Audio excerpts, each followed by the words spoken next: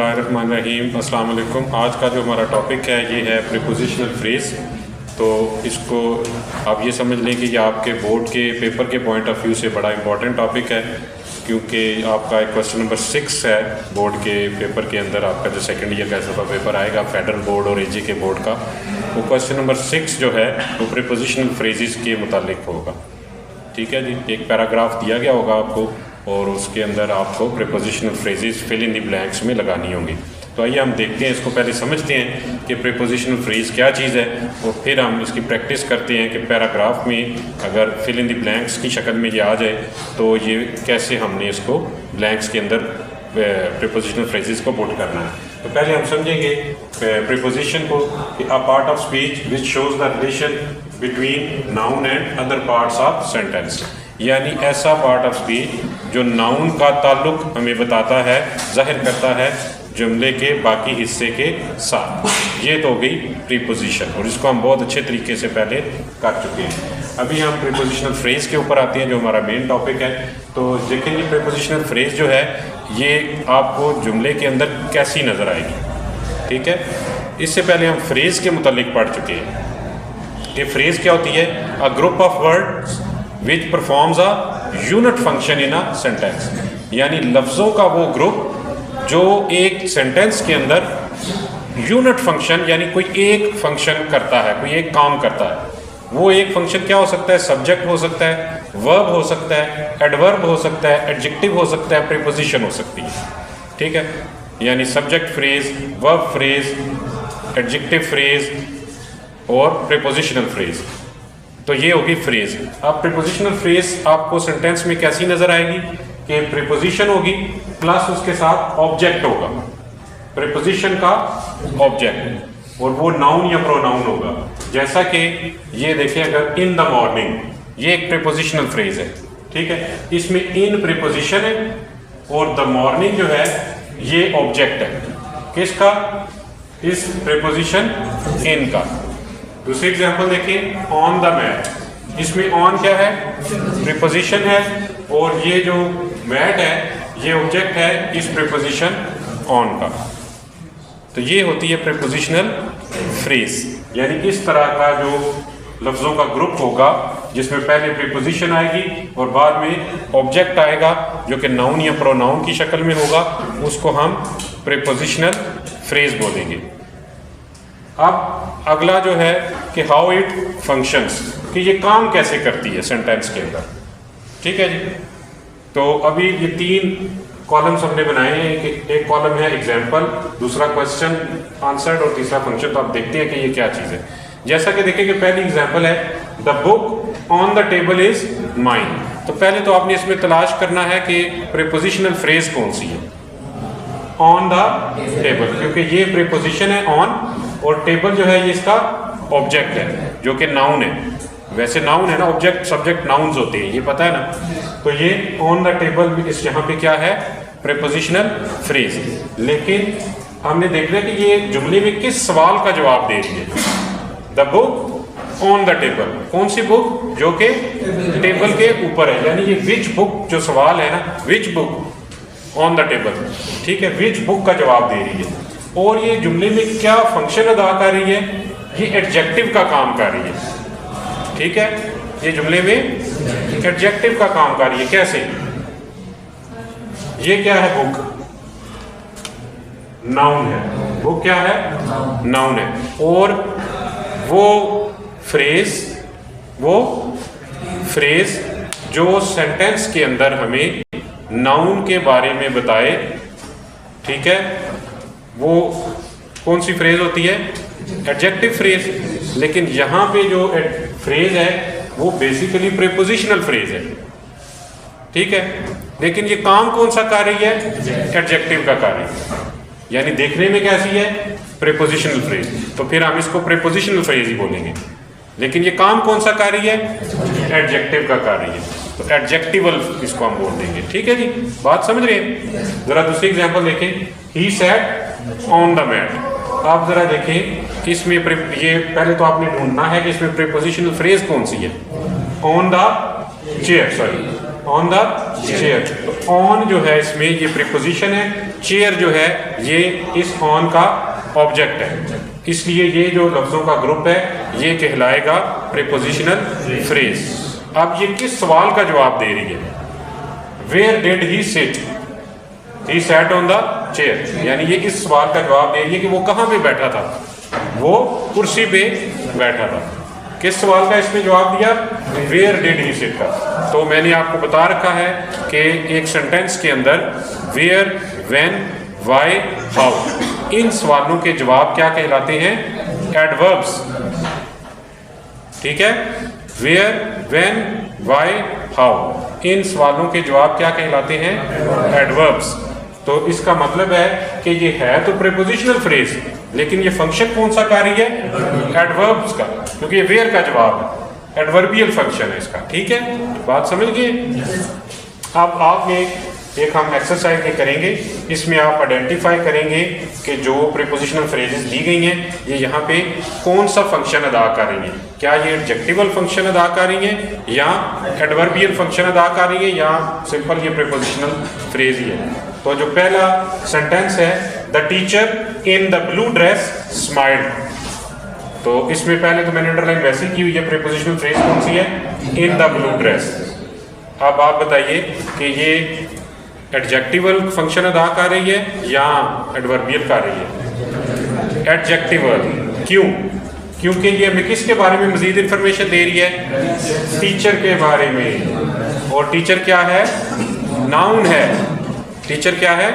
Noun है। तो noun के बारे में मजीद इंफॉर्मेशन दे रही है ये प्रीपोजिशनल फ्रेज, लेकिन इसका फंक्शन कौन सा है? एडजेक्टिवल। इसका फंक्शन कौन सा है? Adjectival. The boy ran across the road, the boy ran across the road। इसमें प्रीपोजिशनल फ्रेज कौन सी है? across the road, क्योंकि ये प्रीपोजिशन across से शुरू हो रही है और the road इसका ऑब्जेक्ट है। अब जरा ये आपने बताना है कि ये हमें ये एडवर्बियल फंक्शन अदा कर रही है या एडजेक्टिवल? एडवर्बियल। कैसे? क्योंकि ये हमें ये ran जो है वर्ब है, रैन क्या है? वर्ब है। तो ये वर्ब के बारे में हमें मजीद इंफॉर्मेशन दे रही है। तो वर्ब के बारे में मजीद इंफॉर्मेशन कौन देता है? एडवर्ब देता है। समझ गए बात को? अगर अगला जुमला लिखे, the book on the shelf is new, कि वो किताब जो शेल्फ के ऊपर पड़ी है ये नई किताब है। तो अब यहाँ पे जो प्रीपोजिशनल फ्रेज है वो कौन सी है?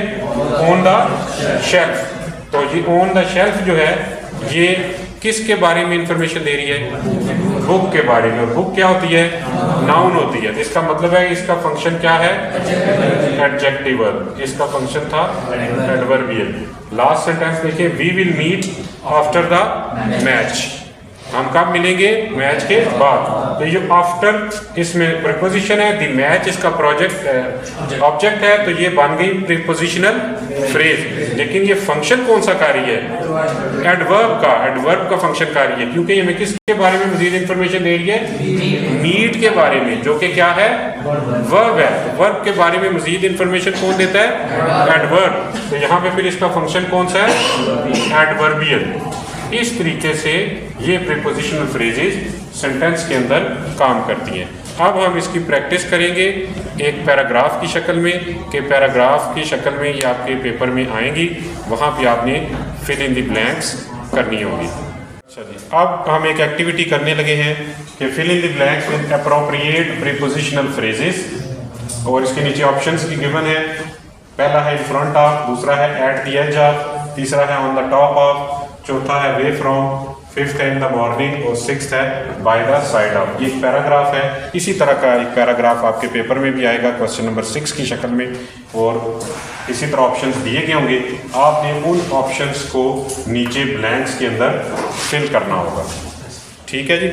अब ज़रा हम देखते हैं, आपका ये टेस्ट भी है क्योंकि अभी आपने प्रीपोजिशनल फ्रेजेस के फंक्शन पढ़े हैं, तो अब ज़रा देखते हैं। आपने इनको ब्लैंक के अंदर फिल भी करना है और मुझे बताना भी है कि यहाँ पे ये जो प्रीपोजिशनल फ्रेज है ये कौन सा फंक्शन अदा कर रही है।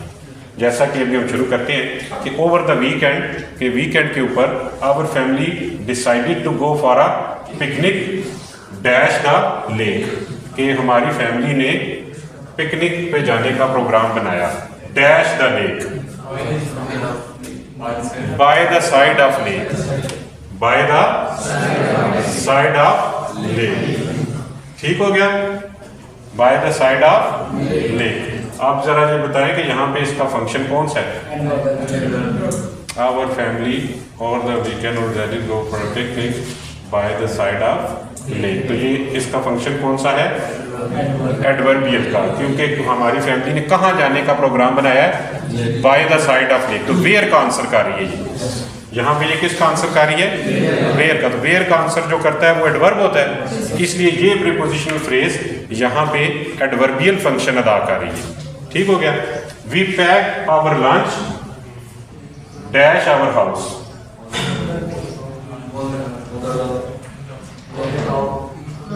जी, हमने अपने लंच पैक किए in front of our house. हमने अपने we packed our lunch in front of our house. अपने घर के सामने हमने अपने लंच पैक कर लिए। अब यहाँ पे जरा देखें, इन फ्रंट ऑफ किसका फंक्शन अदा कर रही है? एडवर्बियल। एडवर्बियल फंक्शन है, क्योंकि हमने अपने घर के लंच कहाँ पैक किए? In front of our. And set out dash to avoid the afternoon heat. कि हाँ, in the morning. Afternoon heat है ना, कि दोपहर की गर्मी से बचने के लिए हमने किस वक्त जाने का फैसला किया? इन फ्रंट ऑफ। अब यहाँ पे कौन सा फंक्शन है? एडवर्बियल, क्योंकि ये किसका जवाब है? Sorry, in the morning. ये दे दें जी डस्टर। यहाँ पे ये क्या है? इन द मॉर्निंग। ठीक है जी। तो यहाँ पे ये किसका जवाब है? व्हेन का जवाब है। तो व्हेन का जवाब क्या होता है? एडवर्ब होता है, इसलिए यहाँ भी इसका फंक्शन जो है एडवर्बियल है। तो अवॉइड आफ्टरनून हीट। अब आपने ब्लैंक के, इसका तरीका ये है कि ब्लैंक के जो पहले है हिस्सा उसको भी स्टडी करना है और ब्लैंक के बाद वाले हिस्से को भी स्टडी करना है। फिर देखना है कि यहाँ पे कौन सा ऑप्शन आना चाहिए। When we arrive dash the lake at the edge of lake. जब हम कहाँ पे पहुंचे? नदी के किनारे पे पहुंचे, झील के किनारे पे पहुंचे। At the edge of the lake. अब यहाँ पे भी इसका फंक्शन कौन सा है? एडवर्बियल है। क्यों? क्योंकि ये किसका जवाब है? वेयर का। ठीक है, और वेयर का जो जवाब होता है वो एडवर्ब होता है। We found a perfect spot underneath a large oak tree. तो एक बड़े ओक ट्री के नीचे हमें एक अच्छा स्पॉट मिल गया। My brother and I played games near the water. मैं और मेरा भाई जो थे, हमने पानी के पास गेम्स खेलनी शुरू कर दी। While our parents set up a picnic dash a small hill on the top of. Hill किधर होती है? हिल का टॉप होता है ना, ऑन द टॉप ऑफ। तो मेरे वालिदैन ने एक पिकनिक के लिए स्पॉट बनाया, कहाँ पे? ऑन द टॉप ऑफ हिल। ठीक है, अब ये भी एडवर्बियल ही है, ये भी वेयर का आंसर है। With in site of the lake it was a perfect day spent dash the hustle and Bansal of the city. Hustle and बसल होती है चहल पहल, कि ये एक परफेक्ट दिन था जो हमने बड़े पीसफुल तरीके से गुजारा। कहाँ पे? शहर की चहल पहल से दूर। तो दूर के लिए कौन सा है? Away from. ठीक है, तो इस तरीके से आप पेपर के अंदर इस तरह की करेंगे एक्सरसाइज, तो तब जाके होगा। ठीक है जी, ये हमारा आज का लेक्चर था जी प्रीपोजिशनल फ्रेज के ऊपर।